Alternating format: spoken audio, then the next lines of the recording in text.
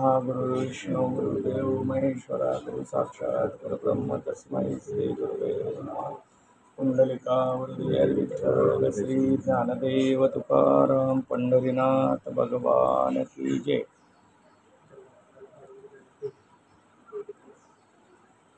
आपण आज विचार चंद्रोदय हा प्रक्रिया ग्रंथातला एक अतिशय महत्त्वाचा ग्रंथ आपण सुरू करत आहोत। प्रक्रिया ग्रंथ कशाला म्हणतात याचाही विचार आपल्याला करावा लागणार आहे। प्रक्रिया ग्रंथ म्हणजे काय आणि आकर ग्रंथ म्हणजे काय? आपल्याकडे ग्रंथामध्ये दोन प्रकार सांगितलेले, एक प्रक्रिया ग्रंथ आणि एक आकर ग्रंथ। तत्वज्ञानाचा सिद्धांत मांडणारे ग्रंथ म्हणजे प्रक्रिया, तत्वज्ञान मांडणारे, सिद्धांत मांडणारे, जीव ब्रह्माचं ऐक्य मांडणारे ग्रंथ जे आहे त्याला प्रक्रिया म्हटलं जातं। नेहमी आपल्यावर असे शब्द कानावर येतात की अभंगात प्रक्रिया मांडली का, ओळीमध्ये प्रक्रिया काय आहे, प्रवचनात कीर्तनात प्रक्रिया असावी। प्रक्रिया शब्दाचा व्यवहारातला अर्थ वेगळा आणि प्रक्रिया शब्दाचा ग्रंथाच्या दृष्टीने अर्थ वेगळा। प्रक्रिया म्हणजेच सिद्धांत, सिद्धांत मांडणारी एक भूमिका, त्याला प्रक्रिया म्हणतात। असे काही ग्रंथ आहेत त्यामध्ये फक्त प्रक्रिया, त्यात विचार चंद्रोदय, विचार सागर, पंचदशी असे ग्रंथ आपल्यासमोर मांडले जातात। आणि या ग्रंथाचा विचार करत असताना कीर्तन प्रवचनामध्ये जे आपण अभंग घेतो हे संत वाङ्मय, ओवी असेल, श्लोक असेल किंवा अभंग असेल, या सगळ्यामध्ये तत्वज्ञानाला स्वीकारून भक्तीचा विचार मांडलेला। आपल्याला पहिल्यांदा अभंग किंवा ओवी व्यवस्थित लक्षात येण्यासाठी तत्वज्ञानाचा अभ्यास होणं हे खूप गरजेचं आहे। तत्वज्ञानाचा अभ्यास हा संत वाङ्मयाच्या अभ्यासाचा पाया आहे। जसं विद्यार्थ्याला भाषा ग्रंथ जर करायचे असतील तर त्याला त्याची बाराखडी करावी लागते। आपल्याला मराठी वाचायचं आहे, सुरुवातीला काय घेतात? बाराखडी घेतात। इंग्रजी वाचायचं आहे, काय घेतात? ABCD वगैरे घेतात। ABCD झाल्याशिवाय आपण त्या भाषा ग्रंथात प्रवेश करू शकत नाही। बाराखडी झाल्याशिवाय मराठी भाषेमध्ये प्रवेश करू शकत नाही। तसं संत वाङ्मयात प्रवेश करायचा असेल तर प्रक्रिया ग्रंथाचा अभ्यास हा खूप महत्त्वाचा। याच्यावर काही मत आहेत, काही मंडळींचं मत आहे की ज्ञानेश्वरी तुकोबरायांची गाथा ही आमची स्वयंसिद्ध आहे, दुसऱ्या ग्रंथाचा अभ्यास करून याचा अभ्यास करायची गरज नाही, असं काही मंडळींचं म्हणणं आहे। परंतु ते अधिकाऱ्यांसाठी, आपल्याकडे अधिकार नसतो म्हणून दृष्टी नसते, आणि दृष्टी नसते म्हणून अभंगात प्रवेश करताना, ओवीमध्ये प्रवेश करताना आपण आपल्या विचारानं प्रवेश करतो। अभंगाचा विचार हा संतांनी त्यांच्या विचारानं मांडला। जरी जीवाला डोळ्यासमोर ठेवलं असलं तरी, आता अभंग लिहिलेत, काही अभंग जीवाला, जनाला, जगाला डोळ्यासमोर ठेवून लिहिलेले, काही अभंग साधकांना डोळ्यासमोर ठेवून लिहिले, काही अभंग सिद्ध मुक्त यांना डोळ्यासमोर ठेवून लिहिले, ठीक आहे। परंतु जास्तीत जास्त अभंगाचा जर विचार करायला लागलो आपण आपल्या दृष्टीने तर जनासाठी लिहिले, जनासाठी लिहिलेले जे अभंग आहेत ते जनासाठी लिहिले असले तरी संत विचारातनं बाहेर आले। विचार कोणाचा आहे? संतांचा आहे, म्हणजेच त्यांची बैठक तत्वज्ञान। म्हणून प्रक्रिया ग्रंथाचा अभ्यास हा तुम्हा आम्हासाठी खूप गरजेचा आहे.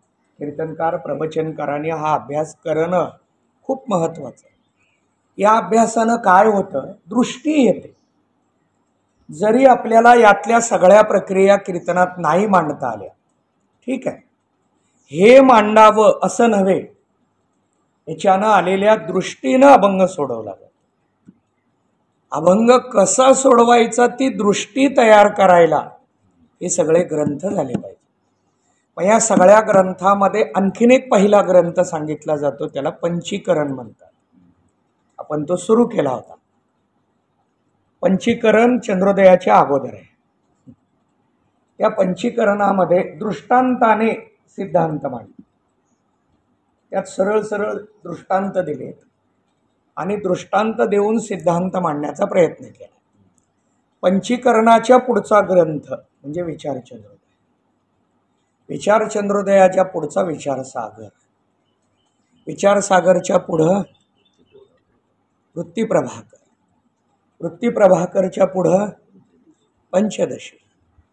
पंचदशीच्या पुढं अद्वैत सिद्धी.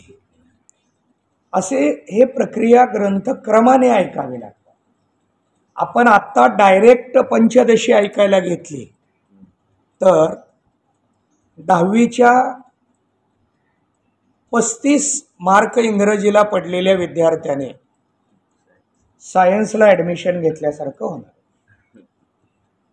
तो सायन्सला गेलाय, त्याला ॲडमिशन मिळालं वशिल्यामुळं, तो वर्गात बसलाय. सायन्सला सगळे विषय शिकवले जातात ते इंग्रजीत. आलेला शिक्षक मराठीत बोलताना विद्यार्थ्यांना मराठीत बोलेल. काही काही सर मराठीत बोलत सुद्धा नाहीत. सायन्स भाषाच कळत नाही का, त्या भाषेचं ज्ञान झालं नाही. भाषेचं ज्ञान जसं गरजेचं आहे तसं हे सगळे ग्रंथ आपल्यासाठी गरजेचे आहे. मग यामध्ये आपण सगळे ग्रंथ करावे का एक करावा? आता मी सांगितलेले हे सगळे ग्रंथ ऐकायचे म्हणजे किती वर्ष जातील? म्हणून पूर्वी 4 वर्ष संस्थेत शिका. 4 वर्ष हे पूर्वीच आहे. आत्ता माझ्या दृष्टीनं ते 6 झालं पाहिजे. पण विद्यार्थ्याला वाटतं 4 नकोय, 2 पाहिजे. विद्यार्थ्याला काय वाटतं? 2 पाहिजे. मग आपण 2 वर्ष, 4 वर्ष, 1 वर्ष चर्चा करण्यापेक्षा ग्रंथ एकच करावा, पण चांगला करावा. चांगला असा करावा की त्यातला कुठल्या कलेमध्ये कुठला सिद्धांत आहे, कुठल्या प्रकरणात कुठला विषय हे सांगता आलं पाहिजे. एवढा पक्का करा. एकच ग्रंथ करायचा आणि त्या दृष्टीनं आपल्याला संत वाङ्मयात व्यवस्थितरित्या अभ्यास करता येतो. विचार चंद्रोदय विचार सागर झाला याचा अर्थ लगेच अभंग सोडवता येतो असं नव्हे. दृष्टी आली, ही दृष्टी घेऊन नंतर अभंग सोडवत राहायचंय. पुन्हा अभंगाचा अभ्यास करायचा. अभंगाचा अभ्यास करण्यासाठी येणारी जी दृष्टी आवश्यक आहे ती या ग्रंथांच्या माध्यमातून येते. आता यात जास्त वेळ खर्च करण्यापेक्षा आपण पुढे जाऊ. यात आता आपण कोणता ग्रंथ घेतोय तर विचार चंद्रोदय. विचार म्हणजे विवेक. विचाराचा चंद्र आहे आणि त्या चंद्राचा उदय आहे. चंद्राचा उदय. चंद्राचा उदय होतो प्रतिपदेला आणि चंद्र पूर्ण होतो पौर्णिमेला. चंद्र पूर्ण कधी होतो? पौर्णिमेला होतो. प्रतिपदा ते पौर्णिमा किती दिवस आहेत? 15 दिवस. यामध्ये सुद्धा 15 कला आहेत. यामध्ये कला किती आहेत? 15 कला आहेत. 15 कला ऐकल्यानंतर मनरूपी चंद्र पूर्ण झाला पाहिजे. म्हणजे पूर्ण ब्रह्मरूप झाला. ब्रह्म कसा? पूर्णमद पूर्णमिदं पूर्णात् पूर्णमुदच्यते पूर्णस्य पूर्णमादाय पूर्णमेवावशिष्यते. पूर्ण आहे. ब्रह्म पूर्ण आहे. मन पूर्ण झालं पाहिजे. म्हणजे मन ब्रह्मरूप झालं पाहिजे. कधी? 15व्या कलेनंतर. मग आपण म्हणाल 15 कला लांब आहेत, आत्ता पहिली चालू आहे. पण पहिली सुद्धा कला 15व्या कलेसारखी ऐकली पाहिजे. मग आता यामध्ये पहिली कला आपण सुरू करतोय. ओम गुरु परमात्मने नमः. श्री विचार चंद्रोदय अथ प्रथम कला प्रारंभ. प्रथम कला प्रारंभ करतोय आपण. इथं कला असं नाव दिलंय. प्रथम कला, द्वितीय कला, तृतीय कला, चतुर्थ कला, षष्ठ कला, असे कला नावं दिले. कला शब्दाचा इथला अर्थ आहे प्रकरण. कितवं प्रकरण चालू आहे. मग कला शब्द असा इथं का वापरला? चंद्राच्या दृष्टीनं. चंद्राच्या दररोज एक एक कला वाढतात. प्रतिपदेला पहिली कला वाढत वाढत ती कला वाढत जाते.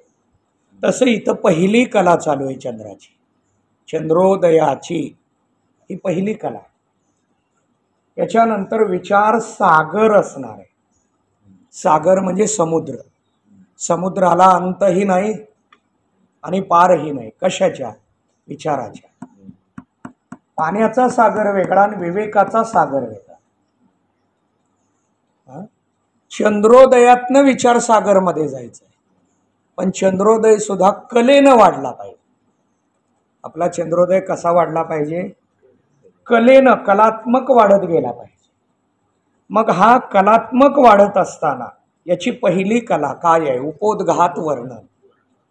या कलेचं नाव आहे, या प्रकरणाचं नाव आहे, धड्याचं नाव आहे उपोद्घात. उपोद्घात शब्दाचा अर्थ काय? इथं याच्यावर आपल्याला टिप्पणी दिली आणि ती टिप्पणी पाठीमाग आहे. पान नंबर 2 वर खाली रेषेच्या खाली आकडा 1 आहे. त्याला टिप्पणी म्हणतात. शब्दावर आकडा दिलेला असतो, अंक दिलेला असतो, तो अंक खाली असतो, त्याला टिप्पणी म्हणतात. आकडा 1 आहे, त्याला उपोद्घात म्हटलंय. प्रतिपाद्य विषय मनामध्ये धारण करून त्या अनुषंगाने बोलणं, याला उपोद्घात म्हणतात. आता ते पटवून देण्यासाठी उदाहरण दिलं जातं. ग्रामीण उदाहरण दिलं जातं. एका महिलेला ताक पाहिजे असतं. ती भांडं बरोबर घेते आणि ज्यांच्या घरी ताक करतात तिथं जाते. गेल्या गेल्या ताक मागत नाही. मनामध्ये तो विषय आहे, प्रतिपाद्य विषय मनामध्ये आहे, तो तिथं गेली आहे. ती महिला तिथं गेली आहे, बसली आहे, ताक विचारत नाही, भांडं लपवून ठेवलेलं आहे आणि ती बोलायला सुरुवात केली आहे. तुमच्याकडं आत्ता गाई म्हशी किती आहे? एवढं. दूध किती निघतं? इतकं इतकं लिटर निघतं. मग सगळं काय करता तुम्ही? काही आम्ही विकतो, काहीचं दही करतो. दह्याचं काय करतो? मग त्या दह्याचं 2 दिवसाला 4 दिवसाला आम्ही घुसळण करतो, मंथन करतो, त्याचं लोणी काढतो. लोणीही विकतो आणि ताकही विकतो. मग आज ताक केलंय का? केलंय. मग मला द्या. मनामध्ये प्रतिपाद्य विषय ठेवून त्या अनुषंगानं बोलणं, याला काय म्हणायचं? उपोद्घात. एखादा गृहस्थ येतो. आपल्याकडे ज्ञानेश्वरी किती आहेत? मनुष्य सहज बोलतो की आपल्याकडं 25 ज्ञानेश्वरी आहे, आमच्याकडं पारायण आहे आणि ज्ञानेश्वरी देता का? त्यानं जर अगोदर म्हटलं तर आपण लगे विचार करू आणि सांगू ज्ञानेश्वरी फाटते नेल्यानंतर किंवा वेळेवर आणून देत नाहीत म्हणून. समोरच्याला विचार करायला काही काही मंडळी संधीच देत नाही. आणि त्या दृष्टीनं मनामध्ये प्रतिपाद्य विषय ठेवून बोलायला सुरुवात करणं, त्याला काय म्हणायचं? उपोद्घात. उपोद्घात आपल्याला अभंगाचा करता आला पाहिजे, ओवीचा उपोद्घात करता आला पाहिजे. मग कसा करायचा? पूर्ण अभंगाचा सार काय आहे तो पहिल्यांदा काढायचा. ओवीचं सार काढायचा, ते मनामध्ये ठेवायचं आणि जनाबरोबर संवाद चालू करायचा. त्याला उपोद्घात. उपोद्घात मांडत आपण अभंगात प्रवेश करणं.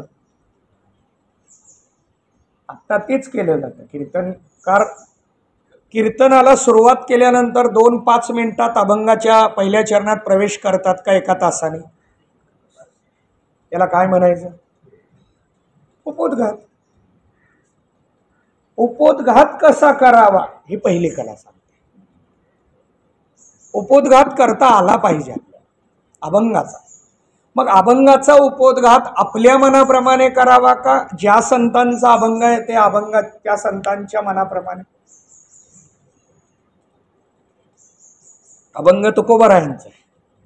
तुकोबारायांच्या मनातला उपोद्घात काय हे शोधता आलं पाहिजे. कठीण आहे हे, कठीण आहे. आपण तिथपर्यंत पोहोचूच असं नाही. प्रयत्न करायला काय, आपण प्रयत्न करा. ज्ञानोबरायांची एक ओवी आहे, आता हृदय हे आपुले जो पाळून आबले वरी वैसव पाऊले श्री गुरूंची. ज्ञानेश्वरी अध्याय 15 पहिली ओवी. ज्ञानोबराय सांगतात की माझं हृदय मी चौफाळलंय आणि त्यावर काय करतोय मी? आता श्री गुरूंची पावलं ठेवतो. श्री गुरूंची पावलं ठेवण्यासाठी लागणारं हृदय मी चौफाळलंय. या विषयाला धरून उपोद्घात ज्ञानोबरायांना काय अपेक्षित आहे?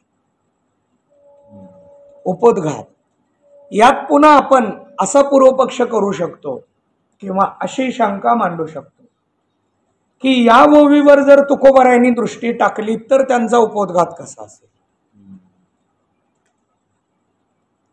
तुकोबारायांचा गुरूंच्या विषयीचा जो भाव आहे तो व्यक्त करत असताना तुकोबाराय या ओवीला कसं पाहते? उपोद्घात सुद्धा त्या महात्म्याच्या भूमिकेतला मांडता आला पाहिजे. आत्ता कसा मांडला जातो? आम्हा कीर्तनकारांना जो भावला आहे तो आम्ही मांडतो. आत्ता मांडताना काय करतोय? आम्ही मांडतोय. हा माऊलीचा असेल, हा तुकोबारायांचा असेल असं नाही, पण त्यांचा असा असेल, असावा अशा भूमिकेतनं आपण मांडतोय. याचा अर्थ तो 100% चुकीचा आहे असं मला म्हणायचं नाही, पण 100% बरोबर आहे असं पण म्हणता येत नाही. का? आपण त्यांच्या विचाराला स्पर्श करतोय का? मग त्यांच्या विचाराची उंची किती आहे? संतांच्या विचाराची जी उंची आहे त्या उंचीकडं जाणं ही दृष्टी प्रक्रियेने. ती दृष्टी येण्यासाठी आहे. याच्यामध्ये आपल्याला पुढं दृष्टीसाठी उदाहरण येणार आहे, ते आपण पाहू. पण उपोद्घात करताना कसा करावा? उपोद्घात असतो ठीक आहे, पण ज्ञानोबरायांचा उपोद्घात आता आणखीन थोडं बदलतो. उपोद्घात आलाय, मला पण तो भाव समोर आला म्हणून मांडतो. ज्ञानोबराय ज्ञानेश्वरीतून उपोद्घात करताना कसा करतील आणि ज्ञानोबराय अमृत अनुभवातून उपोद्घात करताना कसा? तेच ज्ञानोबराय हरिपाठाचा उपोद्घात करताना कसा करतील? का तिन्हीकडे एकसारखा असेल? उपोद्घात वेगळा असणार आहे. याला कारण काय? उपोद्घात हा अधिकाऱ्याला डोळ्यासमोर ठेवून करावा का फलाला डोळ्यासमोर ठेवून करावा? उपोद्घात करायचा अधिकाऱ्याला डोळ्यासमोर ठेवून केला तर उपोद्घाताची दिशा वेगळी राहते, आणि फलाला डोळ्यासमोर ठेवून केला तर दिशा वेगळी राहते. दिशेचा विचार करत असताना उपोद्घात अमृतानुभवाच्या माध्यमातून मांडलेला उपोद्घात, ज्ञानेश्वरीला डोळ्यासमोर ठेवून मांडलेला उपोद्घात. आता आपण मगाशी ओवी घेतली काय? मगाची ओवी घेतली त्या ओवीमध्ये आता हृदय हे आपुले अमृत अनुभव सांगत असतानाचे ज्ञानोबराय आता हृदय हे आपुले याला कसं पाहतात? तुम्ही म्हणाल ज्ञानोबराय तेच आहे, अमृत अनुभवाची वेगळे आहेत का? नाही, पण अमृत अनुभव सांगतानाचा भाव वेगळा आहे आणि ज्ञानेश्वरी सांगतानाचा भाव आहे. या भावातला उपोद्घात ज्ञानोबरायांचाच आणि हरिपाठाच्या भावातला उपोद्घात एक असणार आहे का वेगळा असणार आहे? नक्की वेगळा असणार. आपल्याकडे भावाला खूप मोठं मोल आहे. वारकरी परंपरेतलं हे वेगळेपण. नाहीतरी तत्वज्ञान सर्व संप्रदायात आहे. तत्वज्ञान नाही असं संप्रदाय असेल का? नाही. तत्वज्ञान सर्व सर्व संप्रदाय. जाता जाता एक विषय मांडून जातो. 12 शास्त्र सांगितले. एकूण शास्त्र संख्या किती? 12. त्याचे 2 विभाग केले जातात. एक 6, 6चे 2. 6 आस्तिक आहेत आणि 6 नास्तिक आहेत. नास्तिक आणि आस्तिक शब्दाची व्याख्या कशी केली? व्यवहारातली व्याख्या वेगळी, शास्त्राची व्याख्या वेगळी. व्यवहारामध्ये आपण जो देव मानत नाही त्याला नास्तिक म्हणतो. व्यवहारात देव मानत नाही, इथं तशी व्याख्या नाही. वेद मानत नाही त्याला नास्तिक म्हटलंय. वेद मानलंय म्हणून आस्तिक आहे. अशी किती आहेत? 6 आहेत. आस्तिक शास्त्र किती? 6 शास्त्र. 6 शास्त्र आहे. निवडी 6 शास्त्र आहे. 6 शास्त्री कारण किंवा 6 शास्त्र निवडी. 27 जवाब. दुसरा हरिपाठातला 6 शब्द आहे. हे 6 पूर्वमीमांसा, उत्तरमीमांसा, न्याय, वैशेषिक, सांख्य, योग. हे 6 शास्त्र वेगवेगळे आहेत, म्हणजेच त्यांचे सिद्धांत वेगळे आहेत. तरी आस्तिक का म्हटलं? आस्तिक फक्त वेदांताला म्हणावं का सगळ्याला म्हणावं? आस्तिक शास्त्र फक्त वेदांताला म्हणावं का 6ला म्हणावं? वेदांताला म्हणा. उत्तर मीमांसा आणि वेदांत एकालाच नाव आहे. हे 2 नाव आहेत. उत्तर मीमांसा आणि वेदांत वेगळे नाहीत. कुणी लिहिला? वेदांत हे शास्त्र कुणी लिहिलं? उत्तर मीमांसा कुणी लिहिलं? व्यासांनी लिहिलं. त्यांचे शिष्य जैमिनी, त्यांनी पूर्वमीमांसा लिहिली. न्याय कुणी लिहिला? गौतमांनी लिहिला. सांख्य कुणी लिहिला? कपिलांनी. वैशेषिक कुणी लिहिला?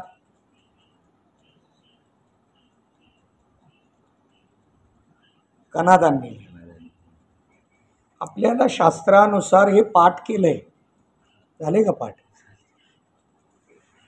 पाठ बंद झाला म्हणून पाठांतर सुद्धा सातत्यात आहे आपलं. चंद्रोदयाच्या शेवटी त्याचं हे आहे. कुठे? 443 पान नंबर. त्याच्यावर 6 शास्त्र, 6 शास्त्राचे अधिकारी, 6 शास्त्र कोणी लिहिले, या 6 शास्त्राचे मोक्ष काय, कोणत्या वादाने हे स्वीकारले. आता वाद वगैरे शब्द कळायला थोडं हे होईल, पुढं पुढं लक्षात येईल. ठीक आहे, पण हे पाठ करता येतं. 443 पान नंबर. चला, आपलं चिंतन काय चालू आहे? वेदांताला फक्त आस्तिक म्हणायला पाहिजे होतं, पण 6चे सिद्धांत वेगळे आहेत, मत वेगळे आहेत, पण वेद मानणार आहेत म्हणून आस्तिक आहेत. 6 शास्त्र कसे आहेत? आस्तिक आहेत. याला कारण वेद मानतात. वेदाला मानलंय म्हणजे शास्त्राला मानलंय. शास्त्र प्रामाण्य हे खूप महत्वाचं. भगवद्गीता सांगते, तस्मात् शास्त्रम प्रमाणम ते कार्याकार्य व्यवस्थितो. शास्त्र प्रमाण आहे. आणि म्हणून ज्ञानोबरायांनी अनेक ठिकाणी शास्त्राचा आधार देऊनच वर्णन केलं. हरिपाठाचा अधिकारी सांगितला, स्वतःचा माझं स्वतःचं मत आहे म्हणून नाही. वेदशास्त्र उभारी बाह्या सदा. वेद आणि शास्त्र बाहू उभारून सांगतात, असोनी संसारी जिव्हे वेगू करी. शास्त्राचा पुरावा दिला. मग शास्त्र जे आहे हे शास्त्र कोणत्या भावातून आलं? ज्ञानोबा राय हे तत्वज्ञान, मी काय सांगत होतो की तत्वज्ञान सर्व पंथात आहे, सगळे तत्वज्ञान मानतात. पण तत्वज्ञान सगळे मानत असले तरी भावप्रधानता वारकरीपर्यंत. तत्वज्ञानाला स्वीकारून भावाला स्वीकारणं हे वारकरी संप्रदायात मान्य करून स्वीकारलेले. याला कारण, वारकरी संप्रदाय हा केवळ ज्ञान प्रधान नाही, भक्ती प्रधान असला तरी ज्ञानाने भक्ती प्रधानता वारकरी संप्रदायात स्वीकारली. आणि म्हणून सुरुवातीला ज्ञान प्राप्त झालं पाहिजे, त्या ज्ञानासाठी प्रक्रिया झाली पाहिजे. माझं चिंतन मगाशी काय होतं, उपोद्घात. अमृत अनुभवाच्या ग्रंथाला डोळ्यासमोर ज्या वेळेला ठेवतात त्यावेळेला ज्ञानोबराय उपोद्घात कसा करते, हरिपाठाला ठेवतात त्यावेळेला उपोद्घात कसा करते. बरं, हरिपाठाचा उपोद्घात काय हे हरिपाठाच्या चिंतनात आलं पाहिजे. हरिपाठाचा उपोद्घात, ज्ञानेश्वरीचा उपोद्घात. आता ज्ञानेश्वरीचा उपोद्घात स्वतंत्र आहे का भगवद्गीतेचा उपोद्घात म्हणजे ज्ञानेश्वरीचा उपोद्घात? भगवद्गीतेचं भाषांतर म्हणजे ज्ञानेश्वरी. मग भगवद्गीतेचा जो उपोद्घात आहे, उपोद्घात शब्दाचा थोडक्यात अर्थ प्रस्तावना. प्रस्तावना, फक्त प्रस्तावनेत लगेचच विषयाला स्पर्श करतात काही काही ठिकाणी. इथं उपोद्घातात लगेच नाही. 1 तास झाला तरी पहिल्या चरणात कीर्तनकार येत नाहीत. उपोद्घात आहे हा, उपोद्घात आहे. उपोद्घात ज्याला व्यवस्थित करता येतो त्याला अभंगामध्ये प्रवेश करताना व्यवस्थित प्रवेश करता येतो. उपोद्घात कळला पाहिजे. ताक मागायचं आहे, पण गेल्या गेल्या ताक मागताना काय तुम्ही पण द्यावं सगळ्याला ताक, मिळेल का ताक? बघा, तुम्ही न मागता ताक देता. ताक मागायचं कसं मागितलं पाहिजे. उपोद्घातातला तो जो विषय आहे तो विषय इथं ग्रंथकर्ता आपल्यासमोर मांडतायत.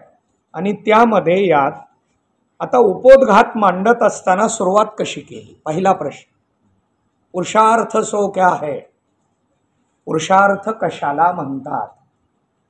पुरुषार्थ सो क्या है, व्यवहारातला पुरुषार्थ शब्दाचा अर्थ वेगळा. व्यवहारामध्ये काय पुरुषार्थ आहे का तुझ्याकडे, काही काम धंदा काही नाही, उगे हे व्यवहारात म्हटलं. पण अध्यात्मामध्ये पुरुषार्थ शब्दाचा अर्थ वेगळा आहे. आणि ती शंका केली, पुरुषार्थ सो क्या है, त्याचं उत्तर सर्व पुरुषन की इच्छा का जो विषय सो पुरुषार्थ. आता इथला पुरुष शब्दाचा अर्थ पुरुष स्त्री यातला पुरुष नव्हे. पुरुष शब्दाचा अर्थ जीव, मानव, मनुष्य जीव. सर्व जीवाच्या इच्छेचा विषय. प्रत्येकाला काय इच्छा आहे तर ते पुढे येणार आहे. पण सगळ्या जीवाच्या इच्छेचा विषय याला काय म्हणायचं, पुरुषार्थ. आता हे आपल्याला पाठ झालं पाहिजे. पुरुषार्थ कुठं शब्द आला, एकनाथ महाराजांनी एका अभंगात मांडला. धर्म अर्थ काम मोक्ष शिव देखता प्रत्यक्ष. एकनाथ महाराज सांगतायत, महादेवाचं दर्शन केलं, पुरुषार्थ प्राप्त. तिथं आपल्याला हे मांडता आलं पाहिजे. पुरुषार्थ सो क्या है, सर्व पुरुषन का इच्छा, सर्व पुरुषन के इच्छा का जो विषय सो पुरुषार्थ. प्रश्न दुसरा, सर्व पुरुषन को किसकी इच्छा होवे, सर्व पुरुषांना कशाची इच्छा होते, सर्व पुरुषांना कशाची इच्छा आहे. आता इथं पुरुषार्थ शब्दावर टिप्पणी आहे बहुतेक, 5 नंबर टिप्पणी. धर्म इकडं टिप्पणीकडे बघायचं, 5 नंबर 3 वर. धर्म अर्थ काम मोक्ष इन चारि का नाम पुरुषार्थ। तिनमें प्रथम के 3 गौण हैं, इनको छोड़ के यहाँ अंत के मुख्य पुरुषार्थ का ग्रहण। आता पुरुषार्थ किती सांगितले? 4। पहिल्यांदा पुरुषार्थाची व्याख्या, नंतर पुरुषार्थाचे प्रकार, नंतर त्याची नावं आणि मग त्यात गौण मुख्य। पुरुषार्थ सो क्या है? सर्व पुरुषों की इच्छा का विषय। कितने प्रकार हैं? 4 प्रकार है। कौन से है? धर्म अर्थ काम मोक्ष। गौण कितने हैं? 3 गौण है, 1 मुख्य। धर्म अर्थ काम पुरुषार्थच आहे पण गौण आहे। श्रीमद भागवत ग्रंथामध्ये तृतीय स्कंधात या 4 पुरुषार्थाचा विस्तार आला। आता त्यामध्ये किती अध्यायात कुठला कुठला विस्तार आहे? धर्माचा कुठे आहे, अर्थ कुठे आहे, काम कुठे आहे? आता यात पुन्हा काही जणाला शंका निर्माण होईल। 4 पुरुषार्थ धर्म अर्थ काम आणि मोक्ष। धर्म आणि मोक्ष पुरुषार्थ मानू आम्ही, अर्थ आणि काम त्याला पुरुषार्थ कसं नाही? अर्थ म्हणजे काय? पैसा। अर्थ म्हणजे पैसा। आता संसारी जीव पैशाच्याच मागे धावायला, मग पुरुषार्थ आहे काय? संसारी जीव काय करायला लागला? पैशाच्या मागे धावतोय, याला पुरुषार्थ म्हणायचं का? मग इथला पुरुषार्थ शब्दाचा अर्थ काय? तर अर्थ शब्द हा जोडो नियाधन उत्तम व्यवहार उदास विचारे हेच काय। धन जोडायचं आहे, पण कसं जोडायचं आहे? योग्य चौकटीतून जोडायचं, याला पुरुषार्थ। शास्त्र नियमाला डोळ्यासमोर ठेवून जोडायचंय, याला काय म्हणायचं? पुरुषार्थ म्हणायचं। आत्ताच्या काळातलं उदाहरण आपल्याला घेता येत नाही, कारण आता अर्थ कसा मिळवावा, 1 नंबर 2 नंबर 3 नंबर 4 नंबर, नंबरच संपायला लागले, इतके प्रकार बदलले। आत्ताचं उदाहरणच देता येत नाही, उदाहरण पौराणिकच द्यावं लागतं। त्याला उदाहरण देताना पौराणिक उदाहरण द्यावं लागतं। चला ठीक आहे। काम, काम शब्दाचा अर्थ केवळ वासना असा नाही आहे। काम शब्दाचा अर्थ इच्छा। काम शब्दाचा अर्थ काय? इच्छा। फक्त ही इच्छा जर तीव्र झाली तर त्याला काम म्हणायचं। त्याला काय म्हणायचं? तीव्र झाली। चहा आत्ता मिळावा वाटायला लागला, ही इच्छा आहे, मला चहा मिळावा, त्याला काम म्हणायचं का? नाही, मला आत्ता चहा मिळालाच पाहिजे, त्याला काय म्हणायचं? काही काही जण रात्री 12 वाजता चालत 1-1 किलोमीटर जाऊन चहा पितात का? त्या इच्छेचं रूपांतर कामनेमध्ये, त्याला काम।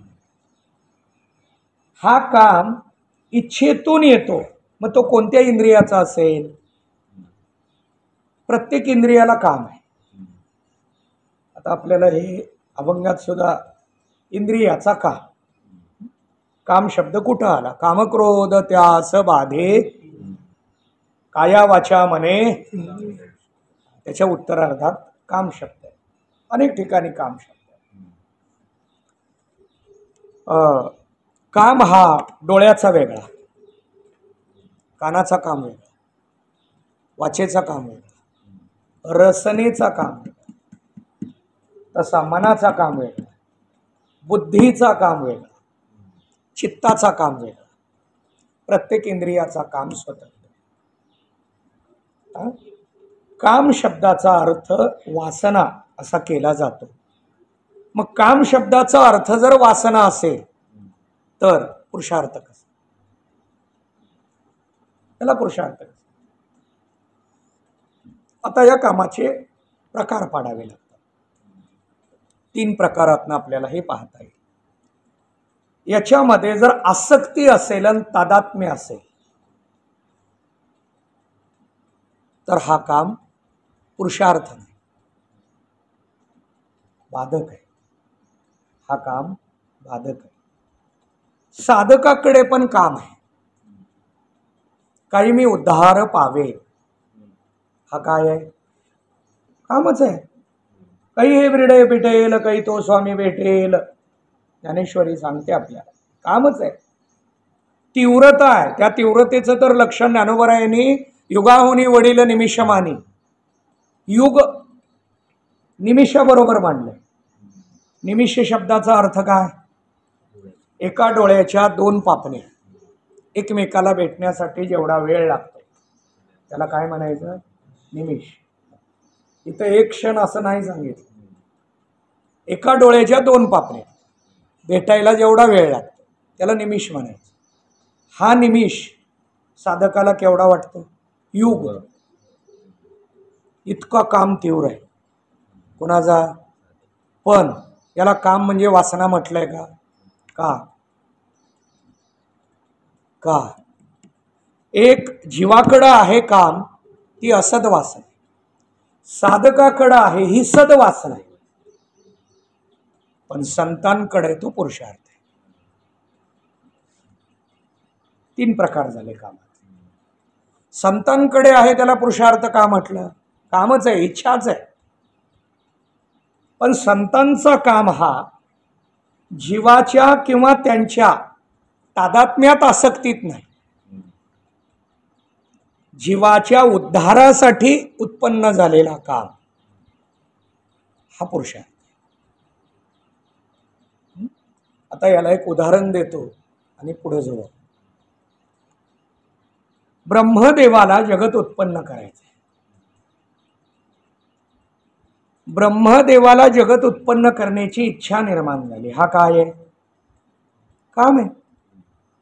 पण कुणामुळे निर्माण झाली? ईश्वर इच्छा आहे. ही कोणती इच्छा आहे? ईश्वर इच्छा आहे. आणि ईश्वर इच्छेनं निर्माण झालेला काम वासना नाही, पुरुषार्थ. मी नेहमी कथेमध्ये एक उदाहरण देतो पाराशर ऋषींचं.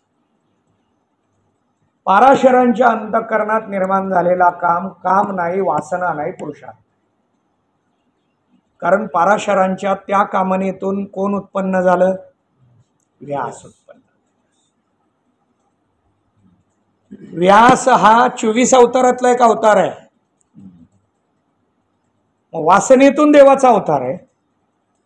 देवाच्या अवताराला वासना कारण स्वीकारायची नाही. तुम्हाच्या जन्माला कारण वासना आहे. नाथ महाराज सांगतात पहिल्याच अभंगात, जन्म घेणी लागे वासनेच्या संगे, तेची झाले अंधे हरे. तुम्हाचा जन्म याला कारण वासना आहे. पण देवाचे येण्याला कारण काम जरी समोर दिसत असला तरी तो काम नाही, पुरुषार्थ. मी 4 पुरुषार्थातल्या 2 पुरुषार्थाचं स्पष्टीकरण देतो. पुरुषार्थ सो क्या है? सर्व पुरुषन की इच्छा का विषय सो पुरुषार्थ है. पुरुषार्थ कितने प्रकार का है? 4.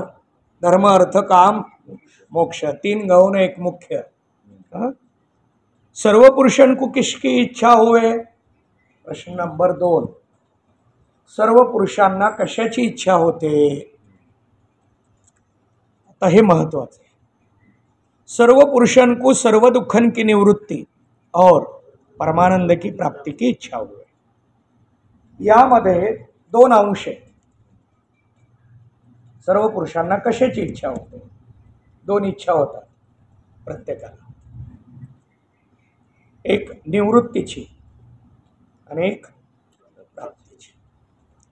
निवृत्तीची एक इच्छा आहे आणि प्राप्तीची एक इच्छा आहे. शर्ट खराब झाला, काय करायचा? टाकून द्यायचा, निवृत्त करायचा आणि नवीन घ्यायचा. प्राप्ती. तसं आपल्याकडचं काय गेलं पाहिजे आणि काय आलं पाहिजे. मोक्षामध्ये ध्येयामध्ये दोन अंश, ध्येय दोन अंश आहे, कुठलंही घ्या. उजळले भाग्य आता त्यात हे बसून दाखवतो. अवघी चिंता निवृत्ती, पद्मनाभ प्राप्ती. दोन अंश बसले. एक निवृत्त आहे आणि एक प्राप्त आहे. काही घ्या, काय निवृत्त करायचं आहे काय प्राप्त करायचं आहे, दोन अंश. इथेही दोन सांगितले. त्याला मोक्ष म्हणतात. मोक्षामध्ये दोन अंश आहेत, इष्ट प्राप्ती, अनिष्ट निवृत्ती. पुढं मागं म्हटलं मी, तुम्हाला विचारणार होतो पण नको म्हणलं, जाऊ दे. अनिष्ट निवृत्ती, अनिष्ट जेवढं आहे तेवढ्याची निवृत्ती आणि इष्टाची प्राप्ती, दोन अंश. मग अनिष्ट काय काय आहे? पाप अनिष्ट, मलदोष अनिष्ट, विक्षेप अनिष्ट, आवरण अनिष्ट, अज्ञान अनिष्ट, जन्ममरण अनिष्ट, दुःख, त्या सगळ्याची निवृत्ती. प्राप्तीमध्ये परमानंदाची प्राप्ती, स्वरूपाची प्राप्ती, ब्रह्म प्राप्ती, आत्म प्राप्ती. आता हे आणखीन एका अभंगात सांगतो. हरिप्राप्तीशी उपाय, प्राप्ती. त्याच्या दुसऱ्या चरणात उत्तरार्ध, तुटती भवाची बंधने. बंधनं तुटली कशाने? धरावे संतांचे ते पाय. धरावे संतांचे ते पाय, तुटती भवाची बंधने, निवृत्ती. धरावे संतांचे ते पाय, हरिप्राप्तीशी प्राप्ती. दोन बसून दाखवले आता. चला ठीक आहे. सर्व पुरुषांकडून सगळ्या जीवांना सर्व दुःखन की निवृत्ती, सगळ्या दुःखाची निवृत्ती और परमानंद की प्राप्ती की इच्छा होय. आता इथं नेमकं याला काय म्हणतात हे तिसरा प्रश्न. तेच आहे म्हणून मी थोडं जलद घ्यायला लागलो. चला, सर्व दुःखन की निवृत्ती और परमानंद की प्राप्ती सो क्या है, हा तिसरा प्रश्न आहे. सर्व दुःखन की निवृत्ती और परमानंद की प्राप्ती यह मोक्ष का स्वरूप है, त्याला मोक्ष म्हणतात. आता जेवढे जेवढे मोक्ष शब्द येतील त्या सगळ्याची व्याख्या काय? पंढरीचे वारकरी ते अधिकारी, मोक्षपद तुच्छ केली या कारणे, मोक्षपद तुच्छ. नलगे मुक्ती, मुक्ती मोक्ष, मोक्ष आम्हा घरी. जिथं जिथं मोक्ष शब्द येईल तिथं ही व्याख्या बसते. सगळीकडं मोक्ष जिथं येईल, कारण मोक्ष एकाच व्याख्येनं आपल्या समोर मांडला गेला. पण हे सगळंच्या सगळं कुठं? वेदांतात. शास्त्र बदललं की मोक्षाची व्याख्या बदलली. पूर्वमीमांसेचा मोक्ष काय?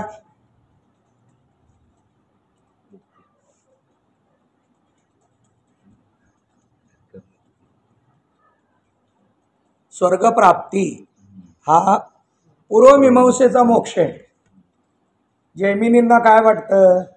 सर्व दुःख वगैरे नाही, स्वर्गप्राप्ती. आता जैमिनी हे व्यासांचे शिष्य आहेत. त्यांनी वेदांताला पूरकच विचार मांडायला पाहिजे होते का? जाऊ दे, आत्ता आपला त्यात जास्त वेळ जाईल.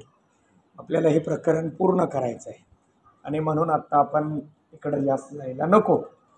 चला ठीक आहे. सर्व दुःखनकीवर 6 नंबर आकडा आहे. सर्व दुःख 6, इकडं 6 बघायचं. सर्व दुःख शब्दाचा अर्थ अज्ञान सहित जन्म मरणाधिक दुःख कहिये. सर्व दुःखाची व्याख्या काय? फक्त दुःख नाही, दुःख, जन्म मरण, अज्ञान या संघाला मिळून सर्व दुःख. निवृत्त करायचंय काय काय? दुःख, जन्म मरण, अज्ञान निवृत्त करायचं. अज्ञान गेल्याशिवाय जन्म मरण जात नाही आणि जन्म मरण गेल्याशिवाय दुःख जात. याला शास्त्रात काय म्हणतात? कार्यकारण भाव संबंध. कार्य कारण, हे कार्य हे कारण आहे. दुःखाचं कारण जन्म मरण, जन्म मरणाचं कारण अज्ञान. कारण कार्य, कारण कार्य, कार्य कारण भाव संबंध, एकाचं कार्य एक. चला ठीक आहे. सर्व दुःखंकी निवृत्ती. आता इथं सर्व दुःख म्हटलंय. काही शास्त्रकारांनी 5 दुःख मानले, काही शास्त्रकारांनी 3 दुःख मानले, काही शास्त्रकारांनी 21 दुःख मानले. 3 दुःख कोणते? त्रिविध ताप, हा, आध्यात्मिक, अधिभौतिक आणि अधिदैविक. कीर्तनात क्रम चुकला तरी पण पाठात क्रम चुकू नये. पाठामध्ये क्रमाने सगळं व्यवस्थित मांडता आलं पाहिजे आपल्याला. चला आता त्याच्या व्याख्या विचारत नाही. 3 दुःख. 5 दुःख कोणते?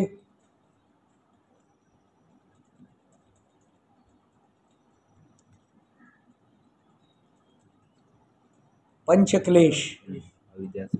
हा, पंचक्लेश म्हणजे 5 दुःख. हा, चला ठीक आहे. 5 दुःख, 3 दुःख, 21 दुःख. कुणी वेदांत काय म्हणतोय, कुणी किती का माने? सर्व दुःख. वेदांतानं आकडा मांडत बसले नाहीत. तुम्ही 3 माना, तुम्ही 5 माना, तुम्ही 21 माना, तुम्ही आणखी किती माना, सर्व दुःख. कोण किती का माने ना, सर्व दुःख निवृत्ती. मग हे आम्ही कीर्तनकारांनी श्रोत्याचे घालवायचे का आमची पण घालवायचे? पण आम्हाला तसं वाटत नाही. आपले पण घालवायचे. आपले पण म्हणण्यापेक्षा पहिल्यांदा आपलेच घालवायचे. काय? सर्व दुःख निवृत्ती और परमानंद की. परमानंदावर टिप्पणी आहे. किती आहे? हा, निवृत्तीवर टिप्पणी राहिली. 7 नंबर आहे निवृत्ती शब्दावर. मिथ्यापणे का निश्चयरूप बाध निवृत्ती. आता निवृत्तीमध्ये प्रकार आहेत. आता हे नंतर व्यवस्थित लिहून घेतलं पाहिजे. जे ऐकलेलं लक्षात राहत नाही. आत्ता वाटतंय कळलं म्हणून, पण 1-2-4 दिवस गेले की लक्षात राहत नाही. निवृत्तीचे प्रकार: लय निवृत्ती, बाध निवृत्ती आणि आत्यंतिक निवृत्ती. लय निवृत्ती म्हणजे तात्पुरती. सुषुप्ती शब्दाचा अर्थ काय? इंद्रिय. हा, सर्व इंद्रिय लयाला जाणं याला सुषुप्ती म्हणतात.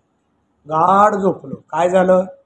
इंद्रिय लय पावली म्हणजे इंद्रिय निवृत्त झाली आणि जागृतीत उत्थान झालं. आता पुढं ते येणार आहे आपल्याला 3ऱ्या कलेमध्ये, म्हणून आत्ता जास्त विस्तार नको.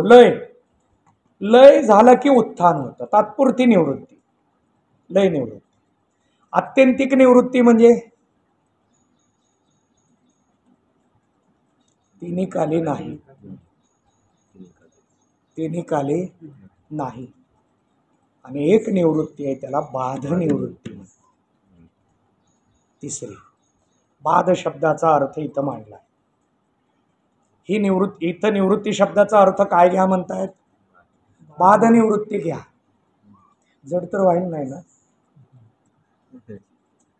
हिने ऐकलेलं आहे. बाध शब्दाचा अर्थ व्याख्येनं मांडला, पण निवृत्ती शब्दाच्या टिप्पणीत काय सांगायचंय? बाध निवृत्ती सांगायची. सर्व दुःख लय निवृत्ती, सर्व दुःख आत्यंतिक निवृत्ती का सर्व दुःख बाध निवृत्ती? बाध. म्हणजेच इथं त्यांना काय सांगायचं? दुःख आत्यंतिक कायमचं जावं का बाध जावं? बाध असावं दुःख. आता इथं दुःख शब्दात अज्ञान आलंय म्हणून बाध निवृत्ती. दुःख म्हटलं की आत्यंतिक असावं आणि अज्ञान असलं की बाध असावं. यातलं सूक्ष्म चिंतन मांडतो. अज्ञानामध्ये आवरण असेल तर आत्यंतिक निवृत्ती, आणि अज्ञानातलं विक्षेप असेल तर बाद निवृत्ती. हा आवरण विक्षेप अज्ञान तत्कार्य. अज्ञानाची व्याख्या काय? व्यवहारात म्हणतो न कळणे. अज्ञानी आहे, काहीच कळत नाही. इथं तसं नाही. आपल्याकडे अनादि भावरूप आवरण विक्षेप शक्तीवाला अनिर्वचनीय 5 अंश आहेत. आता पुढे येणार आहे ते, पण पुढे त्याचा विचार करू. पण या 5 अंशातला एक विक्षेपाला डोळ्यासमोर ठेवून बाद निवृत्ती सांगितली. बाद निवृत्ती आहे, दुःखाची आत्यंतिक निवृत्ती झाली पाहिजे आणि विक्षेपाची बाद झाली पाहिजे. का? ज्ञान प्राप्त झालं, अज्ञान गेलं, जग बुडलं का? बुडावं का? ज्ञान प्राप्त झालं ना आम्ही बुडलो म्हणजे मग कशाला ज्ञान घ्यायचं म्हणेल. ज्ञान घेऊन जर बुडत असेल, संपत असेल, तर ज्ञान कशासाठी? जग बुडत नाही. अध्यात्म सांगतं जग राहतं, पण जगाकडे पाहताना बाद वृत्तीनं पाहिलं पाहिजे. मग बाद शब्दाचा अर्थ काय? मिथ्यापणे का निश्चय. कशाचा निश्चय? मिथ्यापणे का निश्चय रूप बाध निवृत्ती. आता यात मिथ्या शब्दाचा अर्थ काय?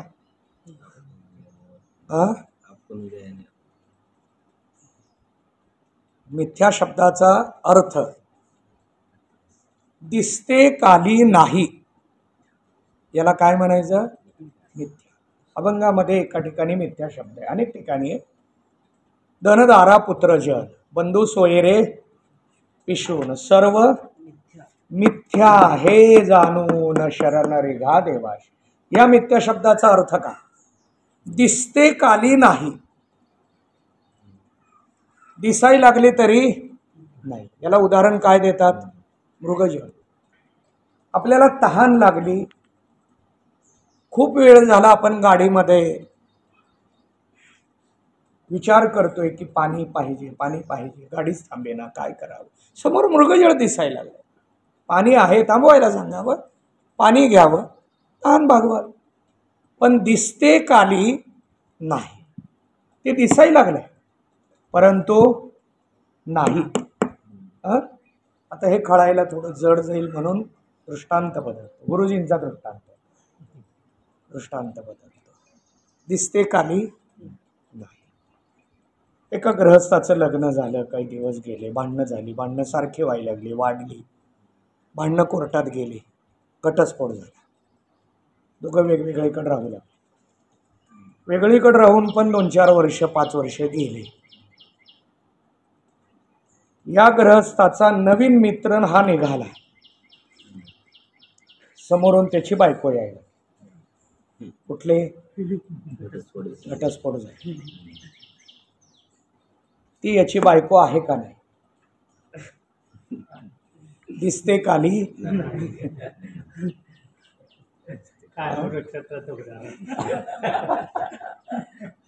दिसते काली नाही. दिसायला लागली आहे समोर. बायको आहे का नाही? बायको आहे पण नाही.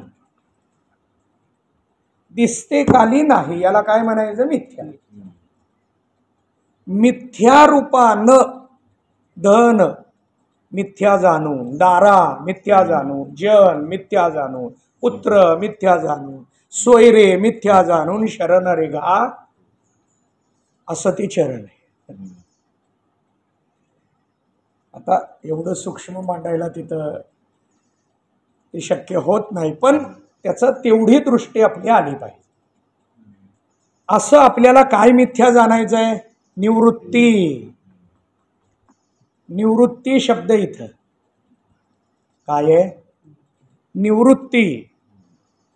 सर्व दुःखन की निवृत्ती. आता यात लय निवृत्ती कशाची, आत्यंतिक निवृत्ती कशाची आणि बाध निवृत्ती कशाची. लय निवृत्ती पण इथं मांडता आली पाहिजे, आत्यंतिक पण मांडता आली पाहिजे आणि बाध पण मांडता आली पाहिजे. चला ठीक आहे. परमानंद की प्राप्ती, परम आनंद प्राप्ती, प्राप्ती झाली पाहिजे आनंदाची, पण कोणत्या? परम. आता इथं परम शब्दाला यांनी 8 नंबर टिप्पणी दिली आहे. परम शब्दावर 8 आकडा आहे. परम प्रेम का विषय परमानंद है. परम प्रेमाचा विषय काय? परमानंद. आपल्याकडं सर्वात जास्त प्रेम शरीरावर आहे का आत्म्यावर आहे? म्हणतो आपण शरीरावर, पण शरीरावर नाही. याचं उदाहरण दिलं जातं. उदाहरण देताना आपल्याला असं सांगितलं जातं, आपल्या आनंदाला भावाचा त्रास व्हायला लागला, काय करतो आपण? भावाला बाजूला ठेवतो, म्हणजे त्याच्यावर प्रेम नाही. बहिणीचा त्रास व्हायला, बाजूला ठेवतो. आईवडिलांचा त्रास व्हायला लागला, बाजूला ठेवतो. मुलांचा त्रास व्हायला लागला, बाजूला ठेवतो. नवे बायकोचा त्रास व्हायला लागला, घटस्फोट घेतो, घटस्फोट घेतो. आता शरीरात एक अवयव त्रास द्यायला लागला आणि शुगरच्या मंडळींना डॉक्टरनी सांगितलं तुमचा पायाचा अंगठा काढावा लागेल तर तुम्ही वाचाल. काय म्हणतो आपण? काढा. अवयवापेक्षा स्वतःवर प्रेम आहे. मग शरीरावर प्रेम आहे का अवयवावर? अवयवावर. अवयवापेक्षा स्वतःवर प्रेम आहे. आता परिवारापेक्षा स्वतःवर याच्यासाठी माकडीनीचा दृष्टांत घ्या. त्यात वेळ घालवत नाही. माकडीनं पायाखाली आपल्या पिलाला घेते. परिवारापेक्षा स्वतःवर, स्वतःपेक्षा शरीरावर म्हणतो, कुटुंबापेक्षा स्वतःवर, आणि स्वतःमध्ये इंद्रियावर. इंद्रियात अवयव जाऊ दे, पाय जाऊ दे, एक डोळा जाऊ दे, पण मला वाचवा. जास्त वेदना व्हायला लागल्या तर मरण कधी येईल, म्हणजे मला सुखानं राहता येईल. शरीर त्यागायला तयार होतं, म्हणजे आत्म्यावर प्रेम. आत्मा हा परमप्रेमाचा विषय, म्हणजेच आत्मा परमानंदाचं स्वरूप आहे. परमानंद स्वरूप आत्मा आहे, त्याची प्राप्ती. प्राप्ती शब्दावर सुद्धा 9 नंबर टिप्पणी आहे. कंठभूषण की न्यायी नित्य प्राप्ती की प्राप्ती मानी है. कंठभूषण न्याय, शास्त्रामध्ये एक विभाग आहे, तिथं फक्त न्याय दिलेत. कंठभूषण की न्यायी, त्यात एक न्याय आहे. न्याय म्हणजे नियम, न्याय म्हणजे कलम. कोर्टात काय असतात? कलम असतात. जज्जालाही कलम माहिती आहे आणि वकिलालाही माहिती. आरोपीला काहीच माहीत नाही, ते फक्त आकडे ऐकत. आरोपीला माहीत नाही, पण वकील हा जज्जाला सांगताना या कलम अन्वये, तसं इथं ग्रंथ करता सांगायलाय कंठभूषण की न्यायी. कंठभूषण न्यायाप्रमाणे. आता कंठभूषण न्याय म्हणजे काय? प्राप्ताची प्राप्ती. प्राप्ती आहे इथं, परमानंदाची प्राप्ती. पण ही प्राप्ती कशी आहे? अप्राप्त आहे ती प्राप्त करायचंय का प्राप्त आहे तेच प्राप्त करायचंय?